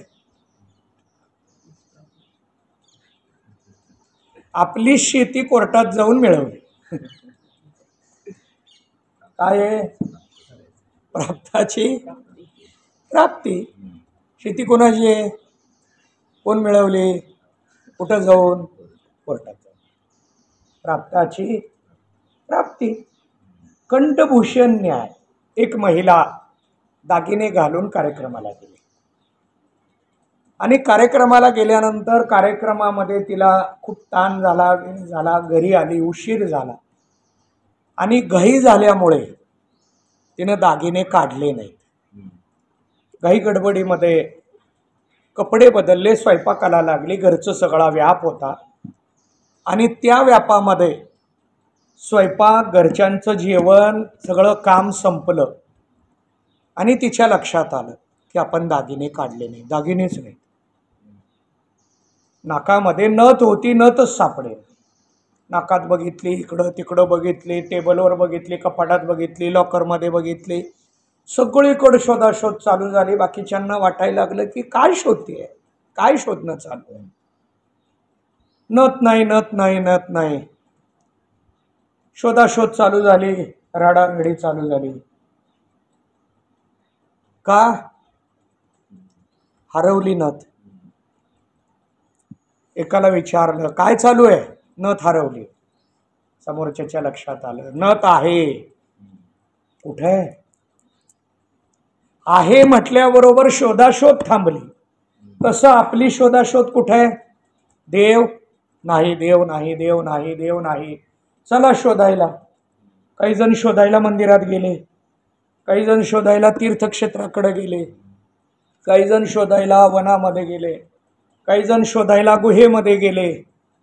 कोण कुठं शोधायला लागलं, कोण कुठं शोधायला लागलं.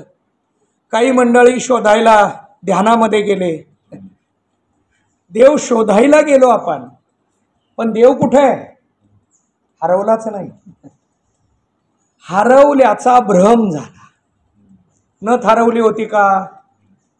हरवली नाही, पण हरवल्याची परिस्थिती निर्माण झाली. समोरच्या व्यक्तीनं पाहिलं आणि सांगितलं नथ आहे. कुठे? लगेच त्याने आरशासमोर उभं केलं. नथ खाली अडकली होती. सापडली, सापडली. हरवली होती का? नाही. तसं आपल्याला जे प्राप्त करायचं आहे ते हरवलं नाही किंवा अप्राप्त आहे म्हणून नव्हे, प्राप्ताचीच प्राप्ती. याला कंठभूषण न्याय. त्याला काय म्हणतात? कंठ, कंठातला दागिना. हरवल्याचा भ्रम निर्माण झाला, सापडल्याची प्रक्रिया झाली. तसं आत्मा हरवल्याचा भ्रम निर्माण झाला, म्हणून गुरुकृपेनं ज्ञान प्राप्त झालं, तो सापडला, प्राप्त झाला. प्राप्ती कशी आहे? प्राप्ताची प्राप्ती. चला, यह मोक्ष का स्वरूप है. आता मोक्ष शब्दावर 10 नंबर टिप्पणी आहे. कर्ता भोक्तापणे अधिक अन्यथा भाव को छोड़ी के स्वस्वरूप से स्थिति ही मोक्ष है. कितनेक लोग तो स्वर्ग, वैकुंठ, गोलोक, ब्रह्मलोक आदि की प्राप्ति को मोक्ष जानते हैं, सो वेद से विरुद्ध है. ऊपर कहा मोक्ष का स्वरूप वेद अनुसारी है. आता या टिप्पणीमध्ये त्यांना काय सांगायचं आहे की गोलोक, स्वर्गलोक या सगळ्याची प्राप्ती म्हणजे मोक्ष नव्हे. स्वर्गप्राप्ती, वैकुंठ प्राप्ती याला मोक्ष म्हणू नका. मग मोक्ष म्हणजे काय? सर्व दुःखन की निवृत्ती, परमानंद की प्राप्ती. हे पाठ झालं पाहिजे आपल्याला.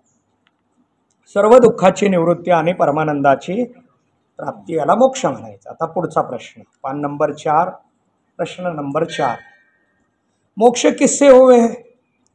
हा जो मोक्ष तुम्ही सांगितला तो कशाने प्राप्त होतो? आम्हाला मिळवायचा आहे, कशाने मिळेल? मोक्ष ब्रह्मज्ञान से होय. मोक्ष हा कशाने प्राप्त होतो? ब्रह्मज्ञानाने प्राप्त होतो. ब्रह्मज्ञानावर बहुतेक टिप्पणी आहे. 11 नंबर खाली, कर्म और उपासना से चित्त की शुद्धि और एकाग्रता रूप ज्ञान के साधन हुए. मोक्ष नाही. आता मोक्ष कशाने होतो? वर काय दिलंय? मोक्ष ब्रह्मज्ञान से. मोक्ष ब्रह्मज्ञानाने होतो, कर्म उपासनेनं होत नाही. याला व्यतिरेक म्हणतात. ब्रह्मज्ञानाने हा अन्वय आहे आणि कर्माने नाही, उपासनेनं नाही, हा व्यतिरेक. कर्म उपासना याला मोक्ष प्राप्त करून देऊ शकत नाही. मग कर्म उपासना व्यर्थ आहे का? कर्म उपासना व्यर्थ आहे का? कर्म उपासनेनं मोक्ष मिळत नाही, पण मोक्षाचा अधिकार मिळतो. मोक्ष मिळण्यासाठी अधिकार लागतो. ॲडमिशन मिळण्यासाठी पहिल्यांदा टक्केवारी लागते. आत्ता शिशुवर्गाच्या सुद्धा परीक्षा घेऊन ॲडमिशन चालू झालं.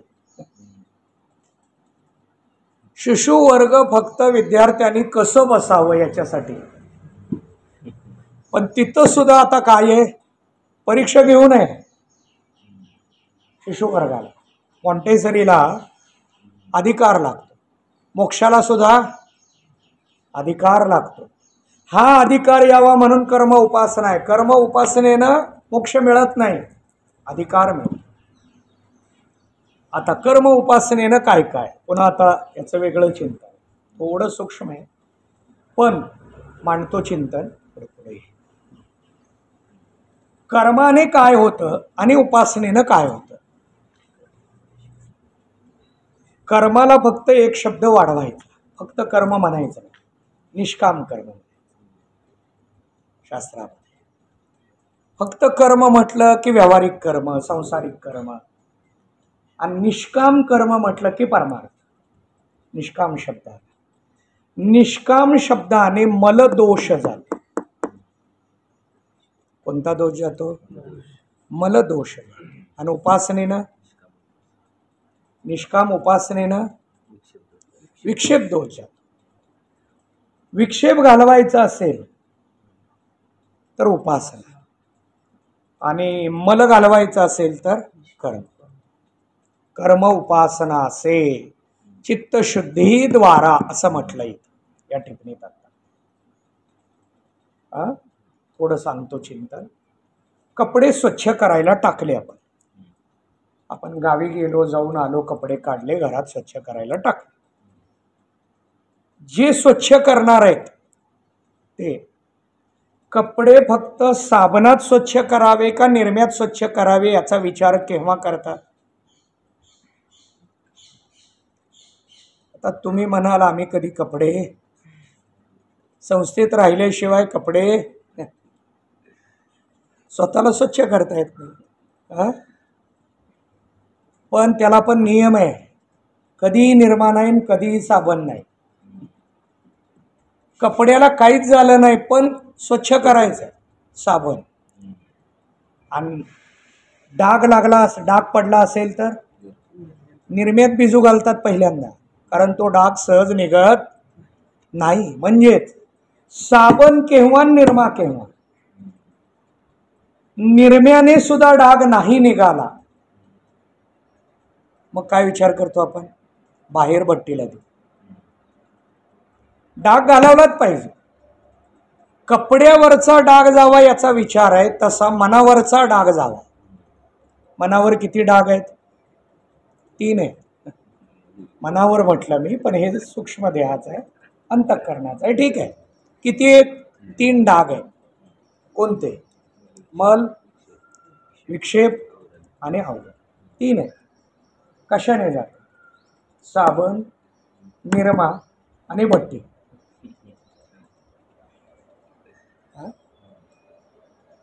मल घालवायचं कर्म, साबण.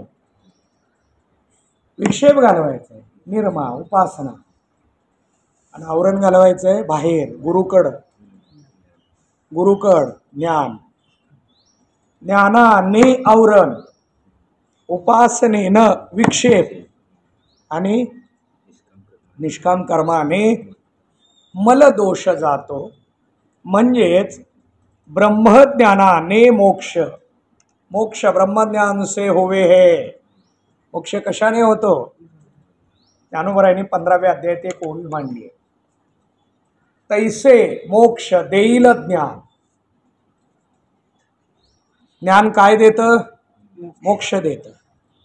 परी, पण परी मी प्रवचनाला येणार होतो, पण तैसे मोक्ष देईल ज्ञान.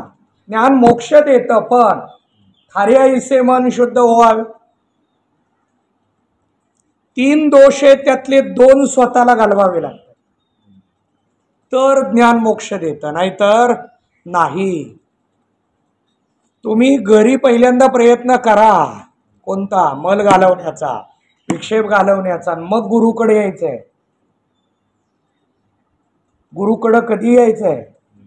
3 दोष घालवा म्हणून यायचंय का एक दोष घालवा? आत्ता आपण भट्टीला कपडे देताना कसे देतो? जाऊ दे भट्टीलाच द्यायचे, अजून घाण करा. काय करतो आपण? आणखी घाण करा. चला ठीक आहे. मल, विक्षेप आणि आवरण, 3 दोषाच्या निवृत्तीसाठी 3 साधनं सांगितली. यामध्ये 18व्या अध्यायात एक ओवी आहे. वाचोनी ज्ञानेविने एके उपाय करीशी तीही गुंपीसे अधिके रुखी. ज्ञाना वाचून कितीही प्रयत्न करा मोक्ष मिळत. ज्ञानोबरायांचं म्हणणं, वाचूनही ज्ञानेविने एके उपाय करीशी जी तू, कितीही प्रयत्न करा, ज्ञानाशिवाय कितीही प्रयत्न करा, मोक्ष मिळत नाही. व्यतिरेक पद्धतीचा विचार. मग मोक्ष किससे होवे? मोक्ष ब्रह्मज्ञान से होवे. 18व्या अध्यायातच एक ओवी आहे. अविद्यानाशु हे स्थळ तेने मोक्षोपादान फळ, या दोहीसी केवळ साधन. मोक्षाला साधन ज्ञान आहे. ज्ञानाशिवाय मोक्ष मिळत नाही. आता इथं नामाने मोक्ष ही शंका आत्ता नको, कारण आपलं हे प्रकरण तसंच राहील. ती सुद्धा आपण उत्तर देऊ शकतो, पण आपला आत्ता विषय चालू आहे त्या दृष्टीनं आपण पुढे जाऊया. मोक्ष ब्रह्मज्ञान से होवे. मोक्ष ब्रह्मज्ञानाने होतं. ब्रह्मज्ञान कशाला म्हणतात हे सांगा. ब्रह्मज्ञानाने मोक्ष आहे, बरोबर आहे, पण ब्रह्मज्ञान कशाला म्हणतात? ब्रह्मज्ञान सो क्या है? ब्रह्मज्ञान कशाला म्हणतात? ब्रह्मज्ञान या शब्दावर टिप्पणी आहे 12. ब्रह्म से अभिन्न आत्मा का ज्ञान मोक्ष का हेतु. ब्रह्म आणि आत्मा वेगळे नाहीत. ब्रह्म आत्मा एकच आहे. थोडं सूक्ष्म चिंतन मांडतो. ब्रह्म हे आत्म्याचं विशेषण आहे. ब्रह्म काही वेगळा नाही. आत्म्यालाच ब्रह्म म्हटलं, आत्म्यालाच सत म्हटलंय. सच्चिद आनंद. आत्मा सद्रूप आहे, आत्मा चिद्रूप आहे, आत्मा आनंद रूप आहे, आत्मा ब्रह्मरूप आहे, आत्मा व्यापक आहे. हे सगळी विशेषण आहे. महाराज विशेषण आहे, हरिभक्तिपरायण विशेषण आहे, गुरुवर्य विशेषण आहे, परमपूज्य विशेषण आहे. ही सगळी काय आहेत? विशेषण आहे. कुणाला? एकाच व्यक्ती. तसं आत्म्याला सद्रूप सच्चिद आनंद ब्रह्म एकालाच नाव आहे. ब्रह्म से अभिन्न अशी टिप्पणी आहे खाली 12 नंबर टिप्पणी. ब्रह्म से अभिन्न आत्मा का ज्ञान मोक्ष का हेतु है. वर बघू आता. ब्रह्मज्ञान सो क्या है? ब्रह्मज्ञान कशाला म्हणतात? ब्रह्मज्ञान. उत्तर, ब्रह्मज्ञान सो ब्रह्मस्वरूप को यथार्थ जानना. ब्रह्मस्वरूपाला यथार्थ म्हणजे योग्य जाणणं, त्याला काय म्हणायचं? ब्रह्मज्ञान. ब्रह्माला यथार्थ जाणं. मी माणूस ओळखायला उशीर केला हो, त्याला यथार्थ जाणलं नाही म्हणून फसलो.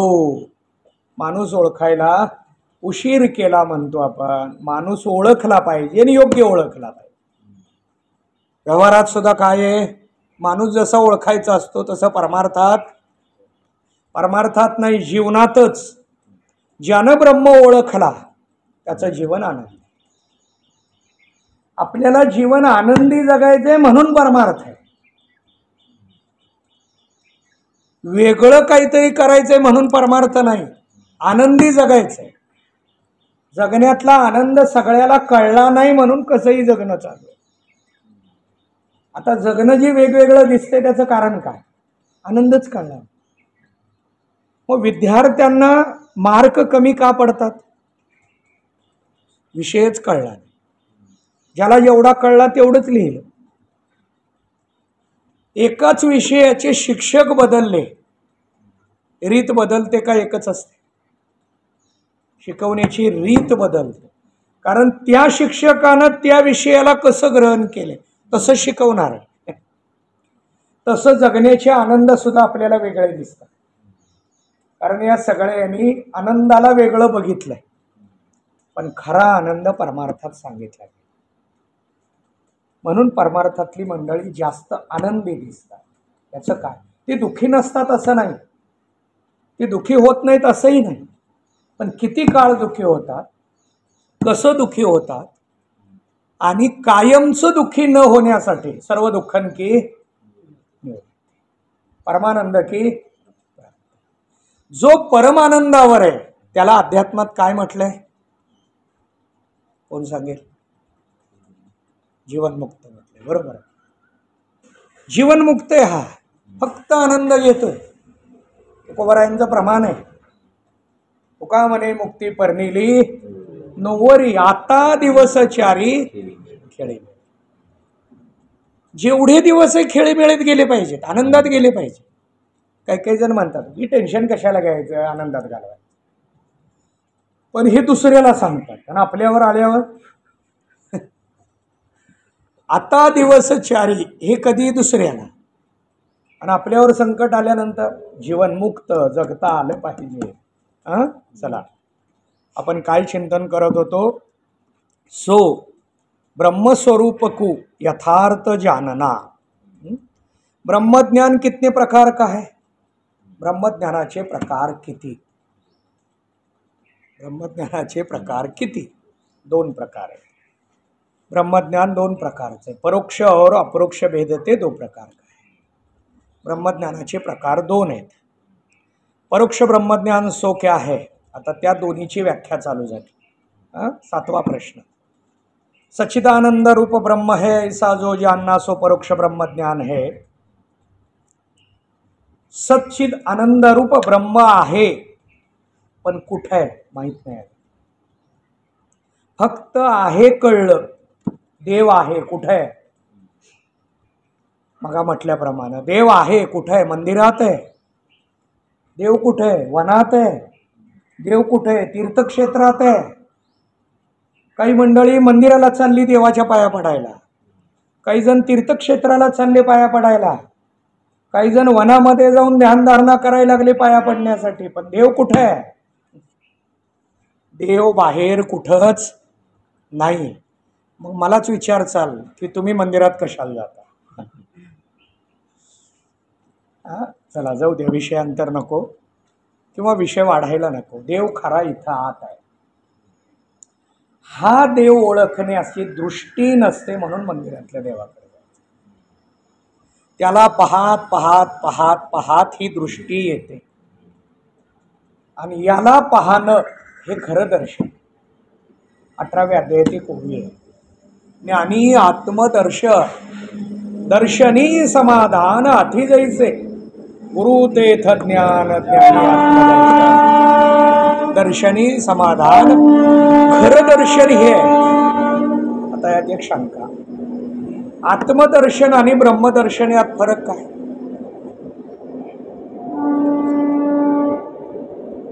काहीच फरक नाही. आत्मदर्शन होणं म्हणजेच ब्रह्मदर्शन. मग योग्याला आत्मदर्शन होतं ना, मग त्याला ब्रह्मदर्शन होतं का? योग्याला ब्रह्मदर्शन सांगितलं नाही, म्हणजेच त्याच्या आत्मदर्शनाचं चिंतन करावं लागतं. पण ज्ञानाला जे आत्मदर्शन होतं ते ब्रह्मदर्शन का? त्याचं आत्मज्ञान निवृत्त झालेलं आहे. थोडं जड वाटणार आहे, चला ठीक आहे. आपण काय चिंतन करतोय? सच्चिदानंद रूप ब्रह्म है ऐसा जो जानना. ब्रह्म सद्रूप आहे, चिद्रूप आहे, आनंदरूप आहे असं जाणलं. याच्यावर परोक्ष ब्रह्मज्ञान, परोक्षवर टिप्पणी आहे 13.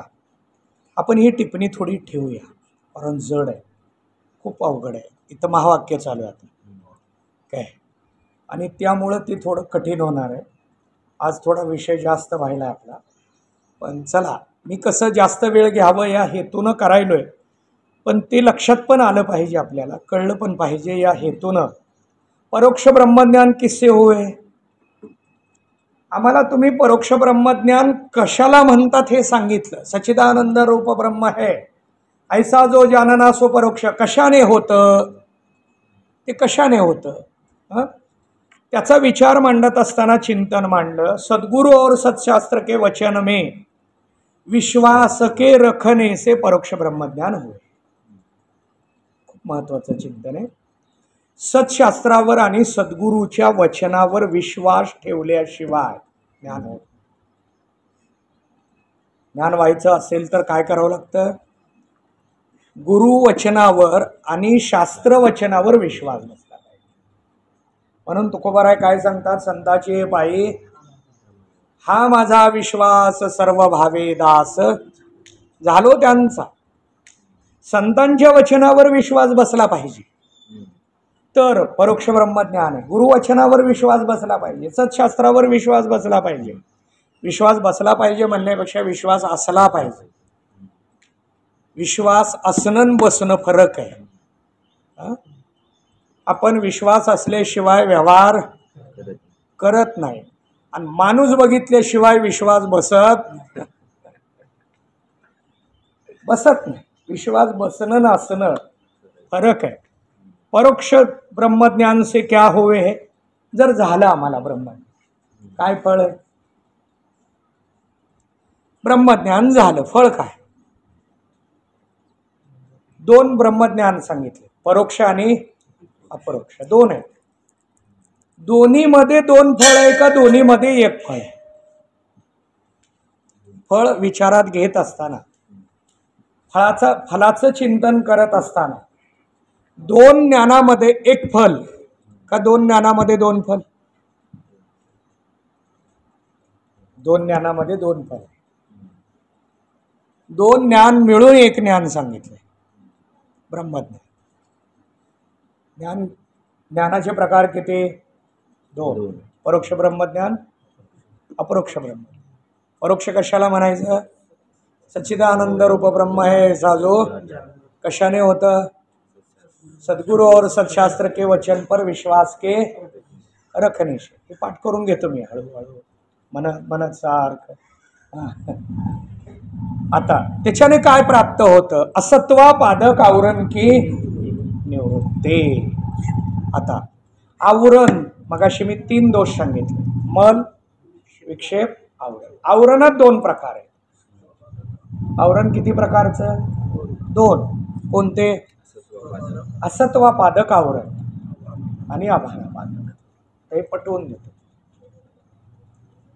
ब्रह्माच्या लक्षणा मांडताना 3 शब्द सांगितले जातात. ब्रह्म सांगतात, सत, चित, आनंद. या 3 मध्ये पहिल्या 2ला जे झाकतं हे 2 आवरण. सतला जागतं त्याला काय म्हणायचं? असत्वापादक. आणि चितला जागतं त्याला अभानापादक. भान होत नाही, प्रतीतीला येत नाही, भान होत नाही, भान झालं नाही, प्रतीतीला आलं नाही. अभानापादक, असत्वापादक, अभानापादक. आनंदाला आवरणच नाही. 2 आवरण गेले की आनंदच आहे. प्राप्ताची प्राप्त. मग या 2 आवरणात पहिलं कोणता? असत्वापादक. असत्वापादक कशाने जातं? परोक्ष. कुठे? असत्वापादक आवरण की निवृत्ती होय है. 9 नंबर प्रश्नाचं उत्तर. आता परोक्ष ब्रह्मज्ञान कब पूर्ण होवे है? पाठीमागं. परोक्ष ब्रह्मज्ञान कधी पूर्ण होतं? परोक्ष ब्रह्मज्ञान ब्रह्मनिष्ठ गुरु और वेदांत शास्त्र के अनुसार ब्रह्मस्वरूप के निर्धार के पूर्ण होय. ब्रह्म सद्रूपय, चिद्रूपय, आनंदरूपय याचा निश्चय झाला. फक्त सद्रूपय कळलंय पण निश्चय झाला नाही. कीर्तन करायचा विचार झालाय पण निश्चय झालाय का?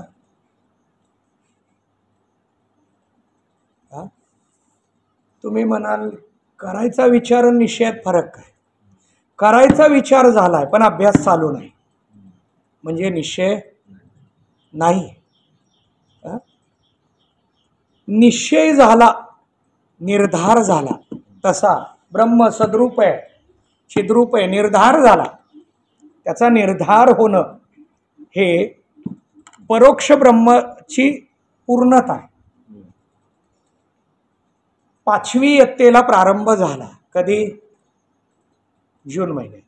पूर्ण कधी? एप्रिल महिन्यात. एप्रिल महिन्यामध्ये पूर्ण. सुरुवात कधी? जूनला. तसं परोक्ष सुरुवात कधी? सच्चिदानंद रूप ब्रह्म है ऐसा जानना. सद्रूप आहे हे जाणलं, ही सुरुवात आहे. निश्चय झाला ही पूर्ण. कळलं का? पूर्णता. असं काही खूप अवघड नाही. इथं कळलं आणि इथं निश्चय. कळणं वेगळं, निश्चय वेगळा. निश्चय होणं त्याला पूर्णता म्हटलं. चला आता आपण ही कला संपवायचीच का नाही संपवली तर चालेल?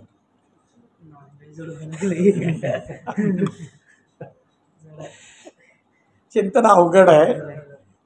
तरी मी थोडं आत्ता पुढं घाईनं नेलंय. लक्षात आलं पाहिजे याच्यासाठी नेलंय. ठीक आहे, ही कला थोडी मोठी आहे म्हणून आपण 2 टप्प्यात घेऊया याला. परंतु यामध्ये प्राधान्यानं काय सांगितलंय ते थोडं सिंहावलोकन करतो आणि आजचा पाठ संपवतो. याच्यामध्ये प्राधान्यानं आपल्यासमोर काय मांडलंय? उपोद्घात मांडलंय. उपोद्घात मांडत असताना पुरुषार्थ मांडला. पुरुषार्थ मांडत असताना मोक्षाचं लक्षण मांडलं. सर्व दुःखांची निवृत्ती, परमानंद की प्राप्ती. मोक्ष कशाने? तर तो ब्रह्मज्ञानाने. पण मोक्षाचं स्वरूप मांडताना सर्व दुःख, निवृत्ती, परमानंद, प्राप्ती याच्या लक्षणाला. मग सर्व दुःख कशाला म्हणतात? अज्ञानासहित. पुढे मी अज्ञानाची शृंखला सांगेन पुढं, आता ते जड होईल. अज्ञानासहित दुःख. निवृत्तीमध्ये 3 प्रकार. लय, आत्यंतिक, बाध. प्राप्तीमध्ये प्राप्ताची प्राप्ती. मोक्ष ब्रह्मज्ञानाने. ब्रह्मज्ञान ब्रह्माच्या स्वरूपाला जाणणं. ब्रह्मज्ञानाचे प्रकार परोक्ष आणि अपरोक्ष. परोक्ष म्हणजे सच्चिदानंदरूप ब्रह्म आहे असं जाणणं. कशाने होतं? सद्गुरू आणि सत्शास्त्रावर वचनावर विश्वास असल्याने. त्याच्याने फल काय? असत्वापादक आवरणाची निवृत्ती होते, म्हणजे आवरण जातं. आवरण जातं. सच्चिदानंद रूप ब्रह्म स्वरूप याचा निर्धार झाला, निश्चय झाला. ब्रह्मनिष्ठ गुरु आणि वेदांत शास्त्र याच्या वचनावर विश्वास ठेवल्याने निर्धाराला आलो. हे परोक्षाची पूर्णता. आता अपरोक्षाला प्रारंभ करणार आहेत. ते अपरोक्ष आपण नंतर पाहूया. परंतु अज्ञान गेल्याशिवाय दुःख जात नाही. दुःख आणि अज्ञान जाण्यासाठी ज्ञानाची आवश्यकता आहे आणि त्या ज्ञानाचा विचार इथं मांडायला लागले. त्याचं चिंतन आपण करतोय. राहिलेले चिंतन आपण नंतरच्या पाठाला करू. पुंडलिक वरदा हरी विठ्ठल. श्री ज्ञानदेव तुकाराम.